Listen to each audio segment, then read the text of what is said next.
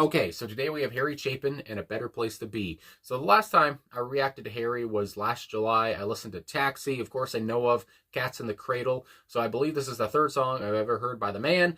This is 8.5 minutes long, so I mean, let's strap in here, get ready to listen to what I would believe is another story song. So yeah, let's go talk about it after. I think I'm ready. I don't know. It was an early morning ballroom, and the place just opened up. And a little man come in so fast and started at his cups. And the broad who served the whiskey, she was a big old friendly girl. And she tried to fight her empty nights by smiling at the world. And she said, "Hey bub, it's been a while since you've been around. Where the hell you been hiding, and why you look so down?" But the little man just sat there like he'd never heard a sound. The waitress, she gave out a cough, and acting not the least put off, she spoke once again. She said, "I don't want to bother you, consider it's understood. I know I'm not no beauty queen, but I sure can listen good." And the little man took his drink in his hand and he raised it to his lips. He took a couple of sips and he told the waitress this story. Here we go. I am the midnight watchman down at Miller's Tool and Die, and I watch the metal rusting, and I watch that time go by. A week ago at the diner, I stopped to get a bite, and this here lovely lady, she sat 2 seats from my right. And Lord, Lord, Lord, she was alright.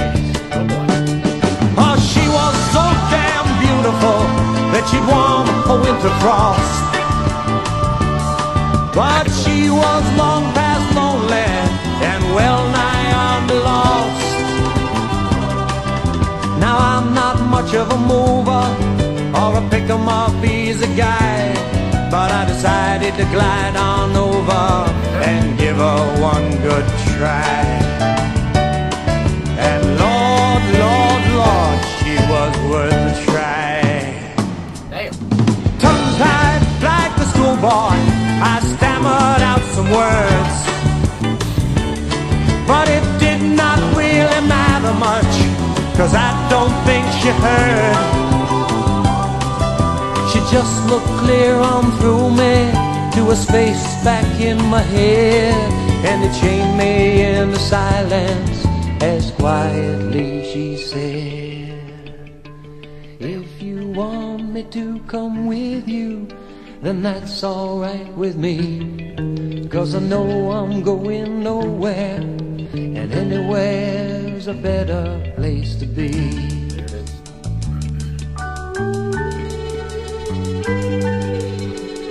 Great bass guitar. Anywhere's a better place to be. I drove her to my boarding house, and I took her up to my room, and I went to turn on the only light to brighten up the gloom. But she said, "Please leave the light off. Oh, I don't mind the dark." Damn. And as her clothes all tumbled around her, I could hear my heart. The moonlight shone upon her as she lay back in my bed. It was the kind of scene I only had imagined in my head. I just could not believe it, to think that she was real. And as I tried to tell her, she said, "Shh,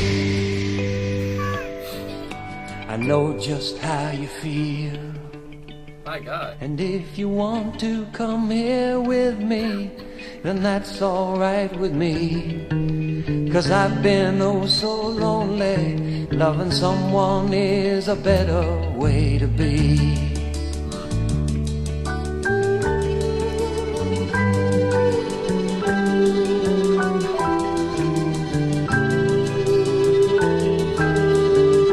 Anywhere's a better place to be.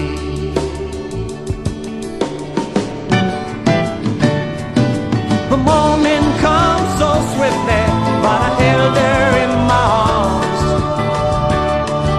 But she slept like a baby, snug and safe from harm. I did not want to share her with the world or break the mood. So before she woke I went out and brought us both some food. I come back with my paper bag to find that she was gone. She'd left a 6-word letter saying it's time that I moved on. Dang.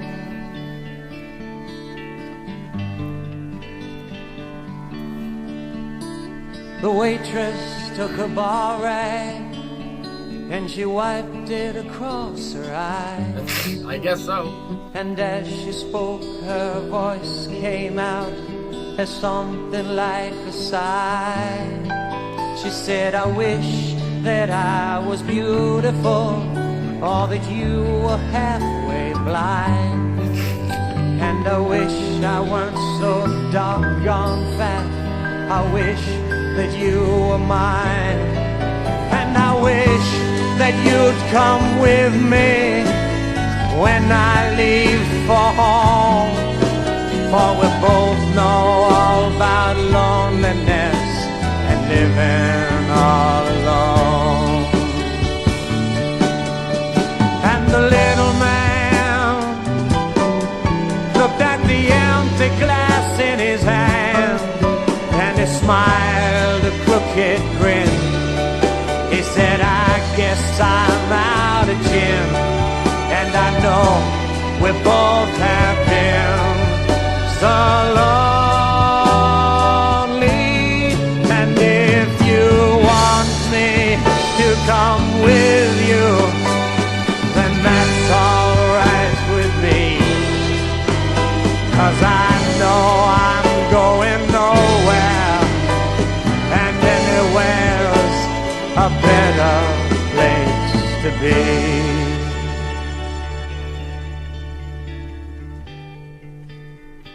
My God.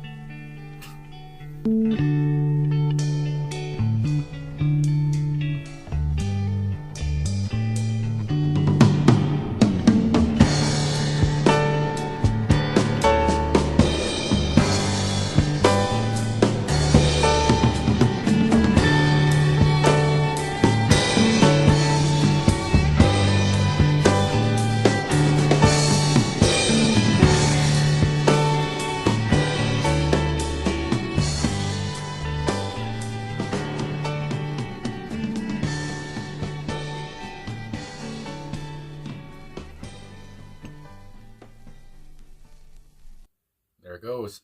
Harry Chapin and A Better Place to Be. I mean, I'm just trying to gather my thoughts here. I mean, what do you say after an 8.5-minute song like that, full of loneliness, full of despair, isolation?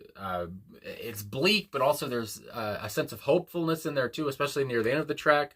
I mean, we're both lonely. Why not have a go at each other in a way? And I mean, there's these three people in the song that all seem to be down, or they're locked down on themselves anyway. And Harry is playing each of them, and it's like there's a feeling that, like, you know, it's not just Harry singing. I mean, he plays each of these characters so well, and I mean, you feel like you're there. You feel the pain. You don't just hear it. You feel it, and again, it's so deep and profound. And that's what I love about Harry Chapin and the few songs I've heard from him. He's such a great songwriter. You can visualize what he's saying. You hang on to every word he's saying, you know, and again, you feel what he's saying, and you can feel the emotion that he's giving out as well. And again, I think about guys like Jim Croce, I mean, is the name that comes to mind, who was a storyteller. I love him. Who can paint, a sad picture as well. Again, like a name like maybe Nick Drake, and maybe only Nick Drake comes to mind because of the song title being A Better Place to Be, and he has a song called Place to Be. But anyway, just these guys who are just so good at writing songs.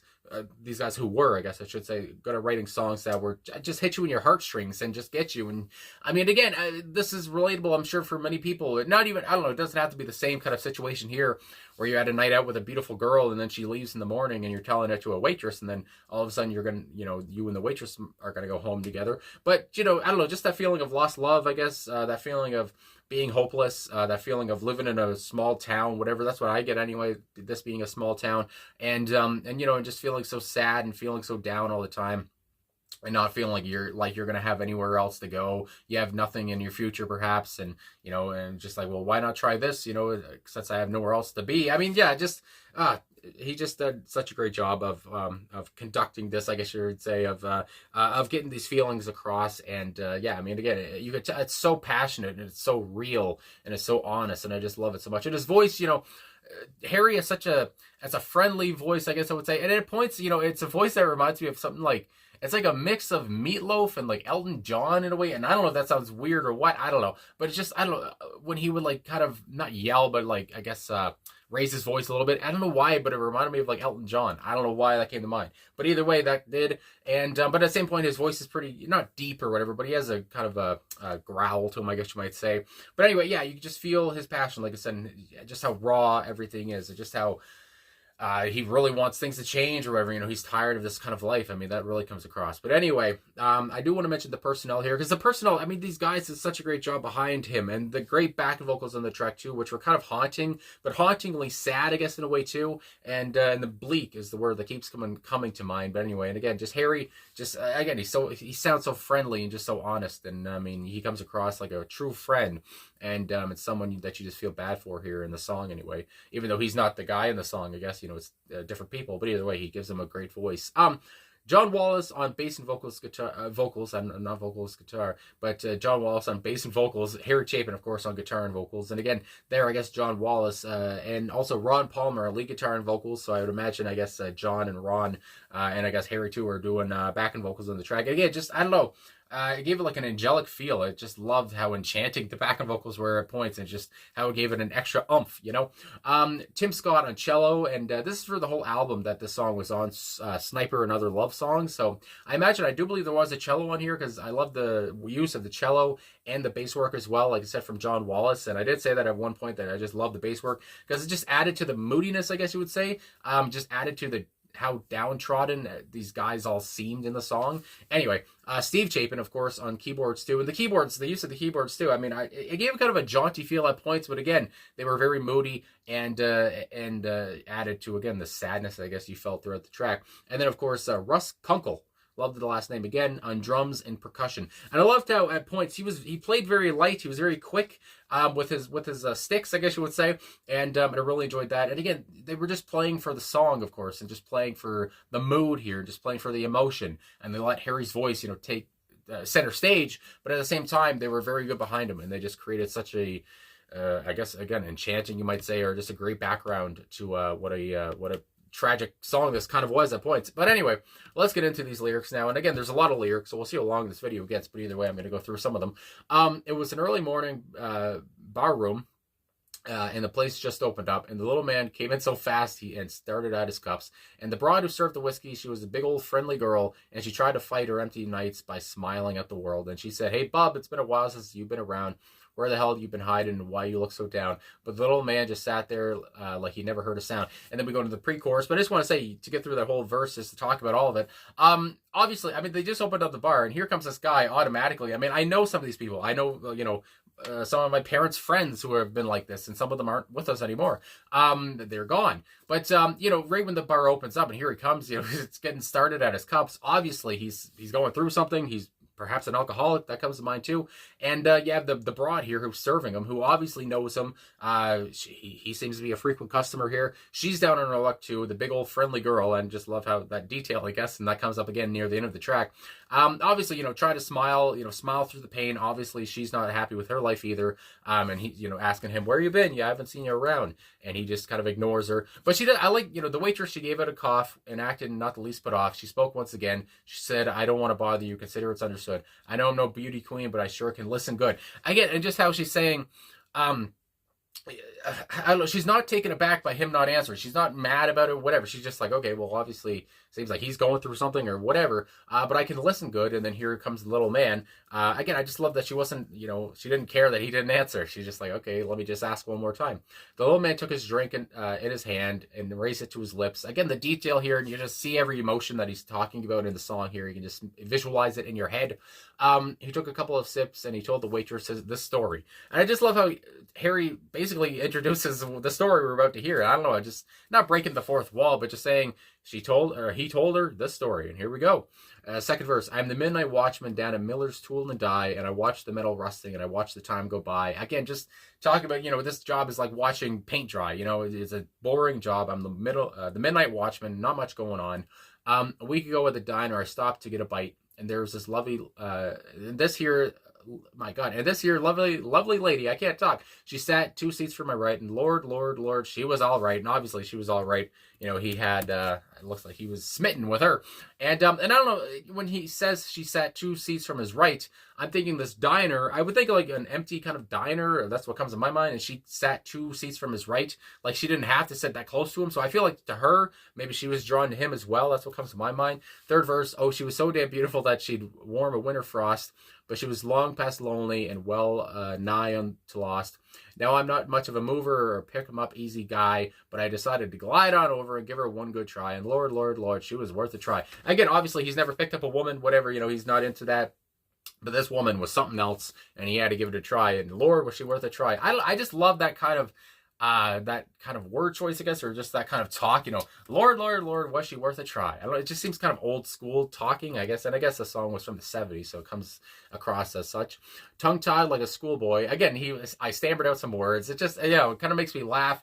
You can just visualize this once again, and just how kind of, maybe not embarrassed, but just how love struck he is. I mean, my God. But it did not really matter much, because I don't think she heard. Again, now she's not hearing, she's not listening to him. She just looked clear on through me, just the space in the back of my head, and it shamed me into silence as she quietly said, if you want me to come with you, then that's all right with me, because I know I'm going nowhere, and anywhere is a better place to be. Again, so she's saying what the narrator here, the little man, saying what the waitress feels as well. It's just beautiful. Anywhere is a better place to be. Then you have the fifth verse. I drove her to my boarding house, and I took her up to my room, and I went to turn on the light to brighten up the gloom. Again, brighten up the gloom. I mean, these words are so important here. The gloom, the darkness, put a light on. But then she said, please leave the light off. I don't mind the dark. I mean, their whole lives seem to be dark anyway. It's always so cloudy, so what the hell is the point of putting a light on? And as her clothes all tumbled around her, I could hear my heart. And again, we're getting ready to have some fun time, whatever you want to say. And he can't believe it's happening, obviously. The moonlight shone upon her as she lay back in my bed, and it was the kind of scene I only imagined in my head. Again, it seems like a fantasy. Is this a dream? I just could not believe it, to think that she was real. There we go again. And as I tried to tell her, she said, shh. I know how you feel. I know just how you feel. I'm talking too much. But again, I love, kind of made me laugh again, shh, don't talk, just, I know how you feel, but you don't need to say what you feel out loud. And then the chorus comes in once again, and if you want to come with me, then that's all right with me. And then we have the post chorus once more. And then the seventh verse, it's the second last verse, I would say. The morning comes so swiftly, but I held her in my arms. So obviously, then they slept together there, and just beautiful. But she slept like a baby, snug and safe from harm. Oh, my goodness gracious. I did not want to share her with the world or break the mood. So before she woke, I went out and bought us both some food. And in the segue, as it says here, I come back with my paper bag full of food, obviously, to find that she was gone. She left a 6-word letter saying it's time that I moved on. And again, now I'm thinking, is this like a lady of the night, you might say? Was this another girl, again, who was down on her luck, and she just needed to feel the love and embrace of a guy? And now, now she's moving on. I don't know. Or was she too scared or whatever to get feelings for this guy? What if she had to move on quickly? All this stuff comes to mind. Obviously these people are going through a lot of shit. The waitress took her rag and she wiped it across her eye. So obviously she's emotional. I mean, like I said, who wouldn't be? Holy moly. Now as she spoke, her voice came through, with a sigh. She said, "Oh, I wish I was that beautiful, or that you were halfway blind." Again, she's so down on herself. It's sad, and I wish I weren't so doggone fat. I wish that you were mine, and I wish that you'd come with me when I leave for home. For we both all know about loneliness and living all alone. So again, obviously, she wishes she could have been that girl. My goodness, that beautiful girl, but she feels like she's too fat, she's ugly, whatever. Obviously, she has such bad self-image. Yes. And then the pre-chorus. And the little man looked at the empty glass in his hand, and he smiled a crooked grin. He said, "I guess I'm out of gin, and I know we both have been so lonely." And then the chorus to finish it off, which is the chorus that came in earlier, obviously, where the beautiful girl said, "And if you want me to come with you, that's all right with me, because I know I'm going nowhere, and anywhere's a better place to be." Again, these guys, they're all just so down on their luck, and what the hell? Why not go home with her? Again, she seems to think she's too big, she's ugly, whatever. She's not beautiful. But at the end of the day, he's just like, well, what the hell? I'll go home with you. Why not? And obviously, I would imagine that made the waitress's night, her day, all that stuff. My God, her year. And I just love that. I like how it ended on a uplifting note, I guess, compared to how the date with the beautiful girl ended for him, the little man there, and I just like how he's called the little man. And maybe that's the way he's feeling because of this whole situation. He feels so little after she just got up and left, and all of a sudden, and he thought maybe they had something going on, and came back with food, and she was on her way. But anyway, yeah. Anyway, I don't know. Yeah, how do you sum this up at the end of it? It's so emotional. It's a tearjerker. It's a beautiful track with so much passion. Like I said, it's so raw. It's just, it has everything in there. And again, the music is just so perfect for it as well. It's so moving and so touching. And again, Harry Chapin's voice is just perfect for it once more. And yeah, I can't say much else. I guess that's all. I've said everything already, so I guess that's all I gotta say. So thanks for watching, thanks for liking, subscribing, commenting. It's been, I don't know how this video is going to do. My last Harry Chapin video did pretty well, but I just wanted to come back to him because I don't know, I just love his storytelling and all that stuff. It just strikes me. So there we go. So thanks for everything. I'll talk to you guys again soon.